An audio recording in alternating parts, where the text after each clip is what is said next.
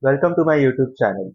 In this video lecture, we are going to continue solving new and next questions from revision questions chapter Oxford General Navigation book. In previous lectures, we solved many questions. In this lecture, we will do the same and see how to solve these questions so that when these questions are asked in exam, you already know how to solve them. Okay, you are confident, you are comfortable, and you are not stressed. So that is the end goal. So let's begin with today's question number 1, which will be question number 51. How does scale change on a normal Mercator chart? It expands as cosine of latitude, expands with secant, correct on the standard parallels, expands as secant of latitude east-west. So the correct option is option bravo. The correct option is option number bravo.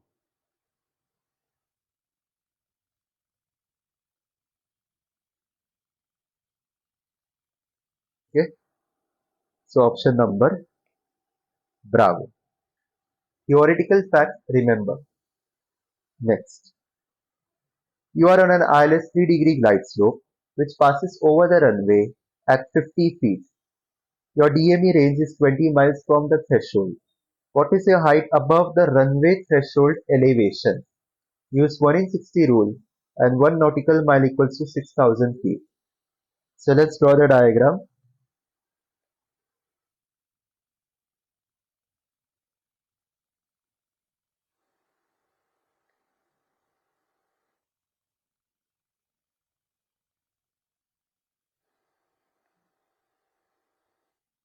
This is your runway.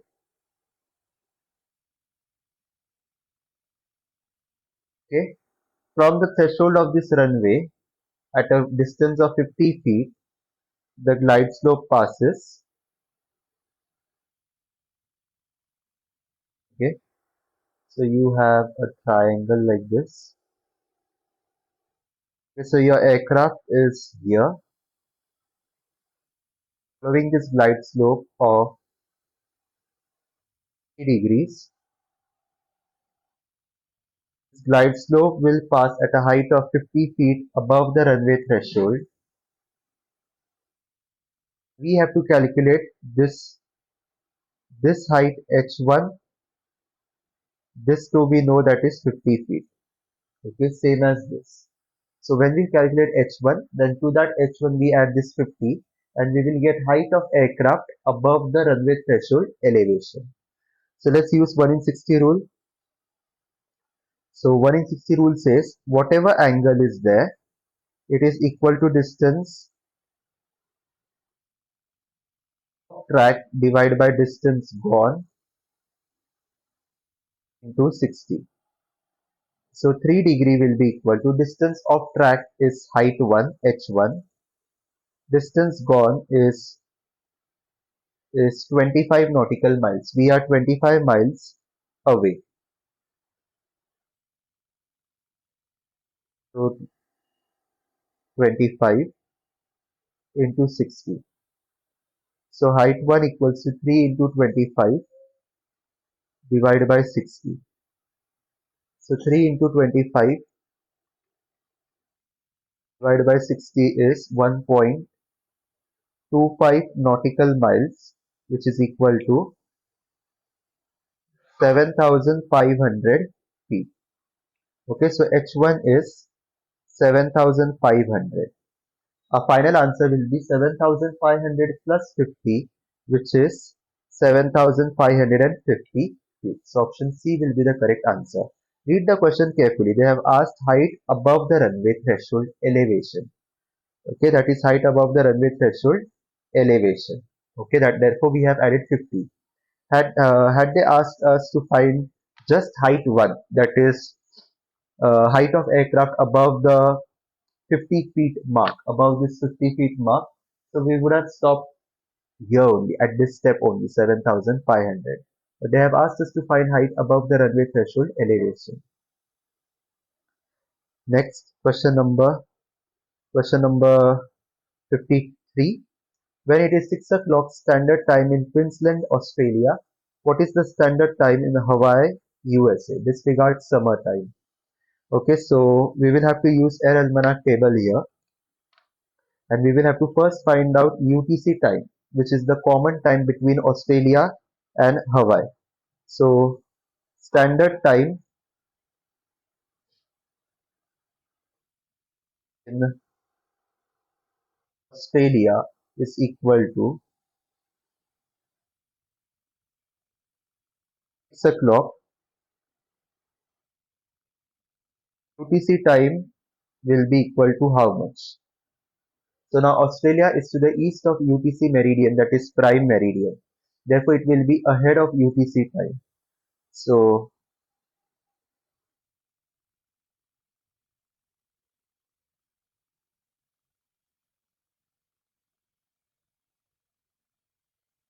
table number one, check table number one. You have Australia here, and we have to, and the location is Queensland. So this. So Queensland is 10 hours ahead of UTC. Okay, therefore I'm writing here. Standard time in Queensland, Australia is UTC plus 10. That is equal to UTC will be equal to 6 hours minus 10 hours. So UTC will be equal to 6 minus 10 minus 4 plus 24, which is 20 hours. Okay, so UTC time is 20 hours. Now let's convert this UTC time into standard time in Hawaii. So standard time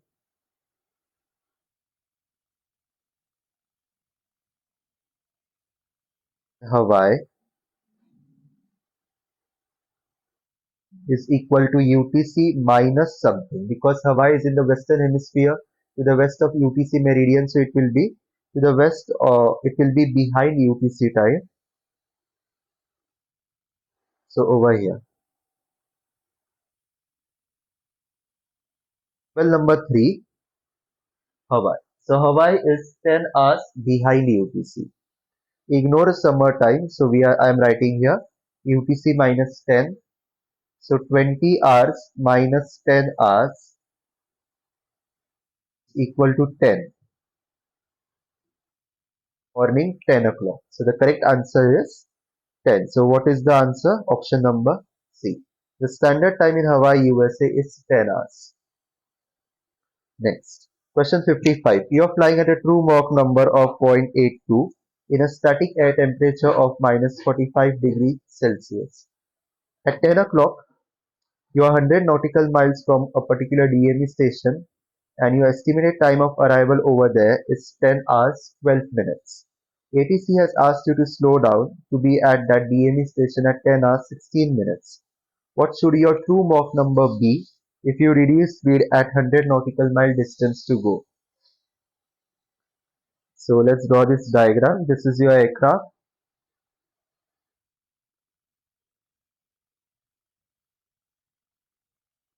and this is the DME station. Now the distance between you both is 100 nautical miles. Now there are two conditions. In situation number one, you have to reach this DME station at 10:12. So beginning 10 o'clock, you reach station at 10. Okay. So I'm writing here. Situation number one,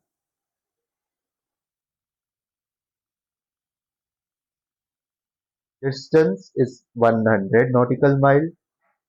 Time is 12 minutes. So if you want to cover distance 100 nautical miles in 12 minutes, your ground speed should be equal to 100 divided by 0 hour 12 minutes, which is 500 knots. Now in this question, they have not mentioned winds. Okay. So let's assume there are calm winds in the sky. So in that case, this ground speed will be equal to true airspeed. Now let's check situation number two. In situation number two, the distance is going to remain the same, but time is going to change. So in situation number 2, the ATC tells pilot to delay his flight to arrive at DME station at 10 hours 16 minutes. That is 4 minutes late. 4 minutes later. So here the time will be now 16 minutes, not 12 minutes. So TAS equals to ground speed will be equal to 100 divided by 0 hours 16 minutes, which is 375 knots. So you see, if you want to arrive 4 minutes later, you will have to decrease your speed from 500 knots to a new speed of 375 knots. So that is your task reduction. Now,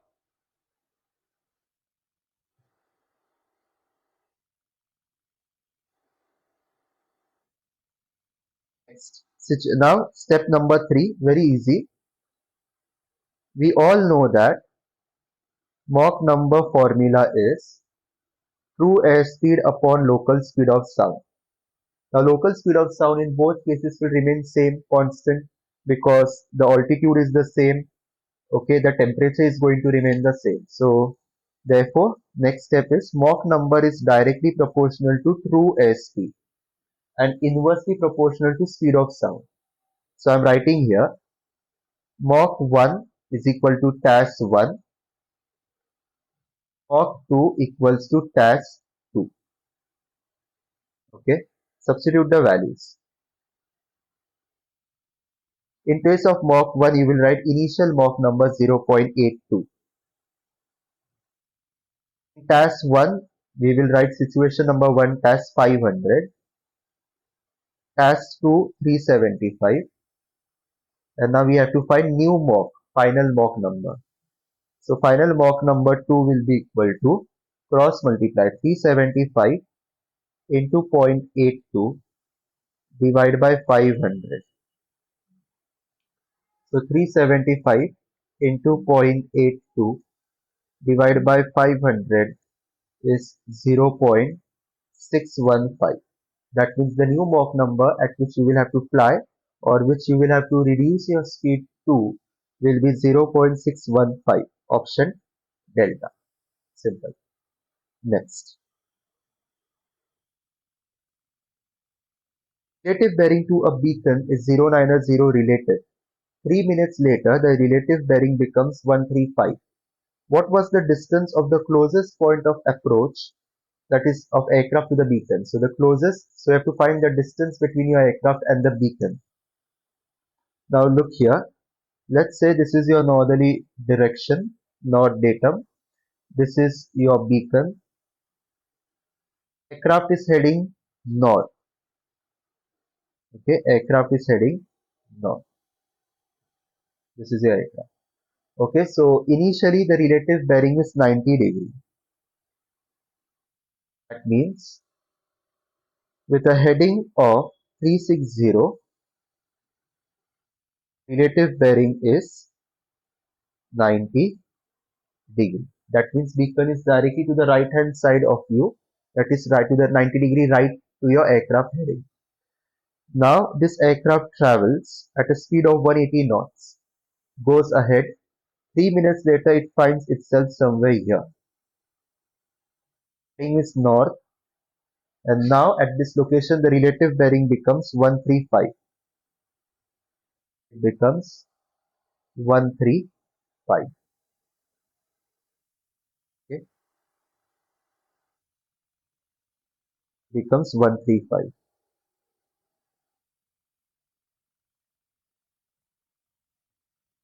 See, this is a triangle form. So relative bearing here will be 090. Relative bearing at this point is 135.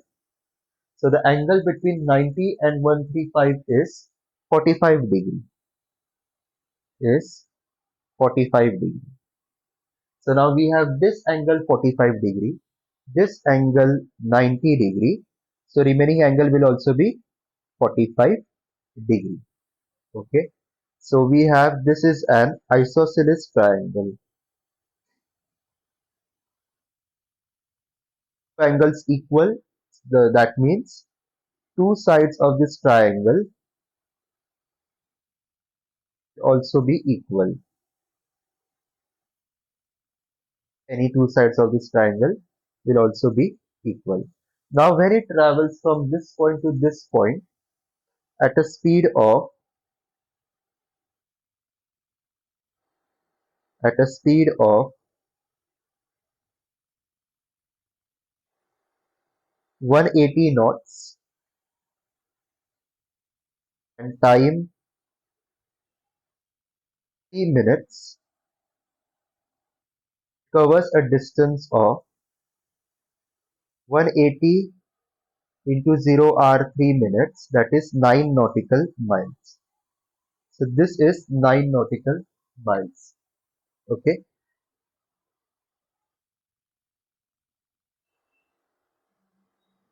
So being an isosceles triangle, okay, being an isosceles triangle, this is your hypotenuse side and these two sides of the triangle, this triangle will be equal. So if this is 9, this will also be 9. And we are told to find this distance, the aircraft distance from the beacon. So when aircraft is 90 degree to the beacon at a relative bearing of 90 degree, correction, when beacon is to the 90 degree right hand side of aircraft, the distance between them will be closest. Over here, the distance will be more than this distance. And we have to find that distance when aircraft is closest to the beacon. And that will happen only and only when aircraft is perpendicular to the beacon. Okay. So the correct answer is 9 nautical miles. Question 57. Speed, distance is given, what is time? Now time is equal to distance multiplied by distance divided by speed. So 72 divided by 540 equal to 8 minutes. Okay. So option A is the correct answer. Question 58. Aircraft is at position this travels 3000 km on a track of so and so. So we will start. Current position is 27 degree north and 170 west. From here, the aircraft travels south on a distance of 3000 kilometers. Okay, it is 3000 kilometers. So that is equal to in nautical mile 3000 divided by 1.85, 1621.6. So let's consider 1622 nautical miles. Okay. Now when you travel northerly direction or southerly direction, you're actually flying along a great circle track. So let's use great circle distance formula. Difference between two latitudes into 60. So difference between two latitudes we do not know because we only know one latitude. We don't know this new latitude. Distance is 1622 into 60. So d latitude in degree equals to 1622 divided by 60, which is equal to 27 degrees. Okay. So that means new latitude, the difference between initial latitude and new latitude is 27 degrees. Now when you travel south in the direction of south, the distance covered is 1622 and the distance in terms of latitude that you have covered is also is 27 degrees. So when you are in the northern hemisphere and you travel down south, the values of latitude decrease. So the new latitude will be equal to 0 degree north south. The meridian will remain the same, so 170 west. Okay. Now from this position, turn 90 degree and travel 3000 kilometers. So from here you travel a distance of 3000 kilometers and go to a new position. 3000 kilometer is nothing but 1622 nautical miles again. Now the latitude is going to remain the same, 0 degree north south. What will change is longitudinal position. Now this is a rumline track. When you fly east-west directions, you fly a rumline track. So rumline distance formula is d long in minutes into cos lat. D long in minutes into cos 0. D long in minutes equals to 1622. Cos 0 is 1. So 1622 minutes, or divide by 60, 27 degree 2 minutes. Okay, that means the new longitude will be 27 degree 2 minutes plus initial longitude of minus initial longitude. Now we will see whether to add plus or minus. To know that, let's draw this earth. North pole, prime meridian, 180 east west, anti meridian, 90 east, 90 west. So initial longitude is 170 west. From this location, you travel easterly direction. Okay, considering this is your north direction, this will be your easterly direction as given in the question on a track of 090 through. Now, easterly directions are always anti-clockwise directions. That means from this location you will travel anti-clockwise. So when you travel anti-clockwise, the new position will be less than 170. Okay, less than 170. So what you will do is, to find this new longitude, you will subtract this 27 degree 2 minutes from this initial longitude. So I am writing it here. Final longitude equals to initial longitude minus d long. Initial is 170 west, d long is 27 degree 2 minutes. So 170 minus 27 degree 2 minutes equals to 142 degree 58 minutes west. So new longitude is 142 degree 58 minutes west. Okay, 142 approximately 143. Now from here you travel northerly direction again, 3000 kilometer. That is equal to 1622 nautical miles. So again use great circle formula. Great circle distance equals to d lat into 60. So 1622 d lat into 60. D lat equals to 1622 divided by 60. 27 degree 2 minutes. Okay, 27 degree 2 minutes. This will be again, the new latitude will be 0 degree north south plus when you are in the northern hemisphere and you travel northwards, latitudes increase. So 0 plus this will be equal to 27 degree north, and longitude will remain the same, 58 minutes west.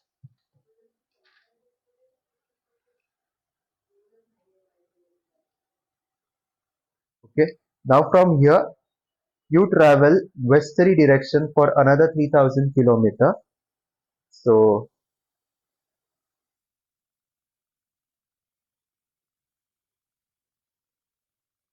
okay, so this will be another rumline distance. So let's use rumline formula.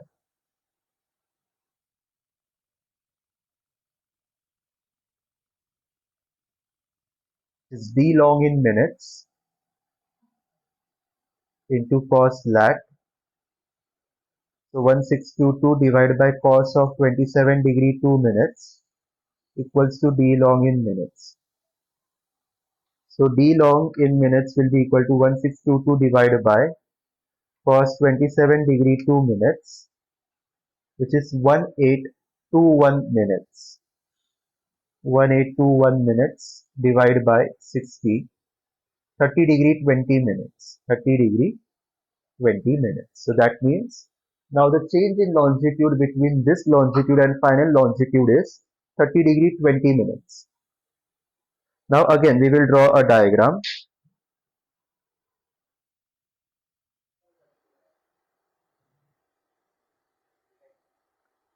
Now our initial longitude is 142 degree 58 minutes. So 142 degree 58 minutes. From here we travel westerly. So westerly directions are clockwise. That means a new longitude will be somewhere here to the right side of it. And when you fly clockwise or right side, values increase. So new longitude will be initial longitude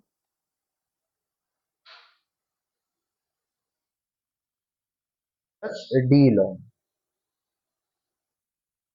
142 degree 58 minutes plus 30 degree 20 minutes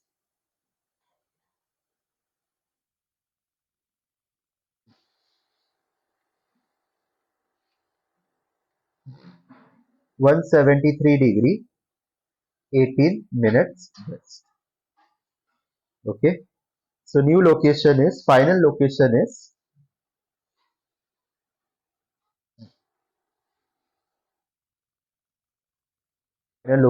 is somewhere here. 27 degree 2 minutes north and 173 degree west. Okay, so 27 degree north, option A. 173 degree 18 minutes west. Okay, so accurate answer we have got. Next, question 59, 60. You are at 37,000 feet and you have to descend at flight level 130. 120 nautical miles is the distance. Ground speed is given. What is the rate of descent? So here is your aircraft.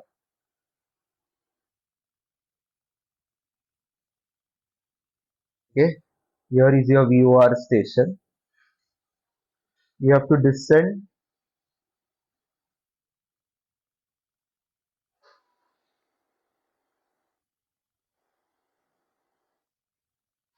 from 37,000 to 13,000.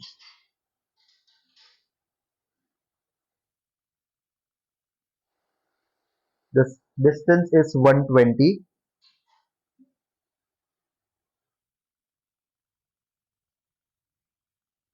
Okay, so step number one, change in height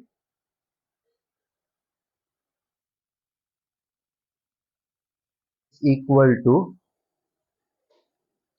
37,000 minus 13,000, which is 24,000 feet. Step two, time. Distance divided by speed, 120 divided by 288 knots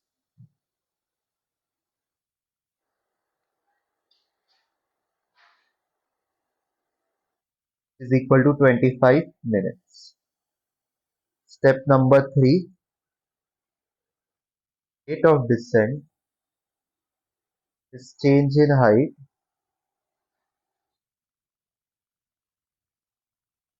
divided by time.